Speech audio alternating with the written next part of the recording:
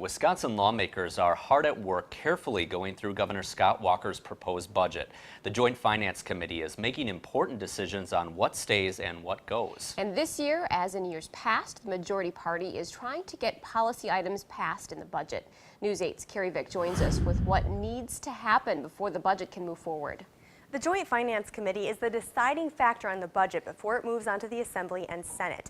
The members have the task of sorting through every detail and making whatever changes they feel necessary. The first week in, a large amount of attention is on the budget items that are not financially related. Governor Scott Walker has proposed it. Now it's on to the Joint Finance Committee for the next step in a months-long process to pass a state budget. In a given day, they might take up the budgets of 3 or 4 agencies.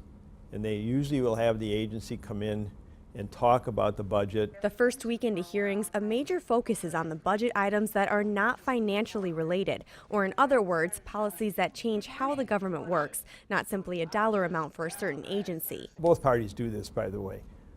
They like to slip things into the budget that otherwise they'd be spending a lot more time and energy on. There are 58 of those policies in this budget. The Joint Finance Committee decided to keep 46 of the 58, including some controversial policies like a voucher program for special needs students, an end to residency requirements for city employees, and rent-to-own regulations. Political science professor Joe Heim says it's not surprising since the committee is controlled by Republicans. The fact that 46 out of the 58, 46 are left in a budget tells you that the Joint Finance is going along pretty much with what the governor wants. Democratic State Senator Jennifer Schilling says many of the remaining 46 items should still be removed. We as Democrats, we wanted to really talk about that in our first meeting, that we wanted to talk about those fiscal items that have been identified, some of the more controversial issues that really don't belong in the state budget and should be vetted through our committee process. And while a decision has been made, those topics will likely be revisited in the coming weeks as the committee sorts through each piece of the budget.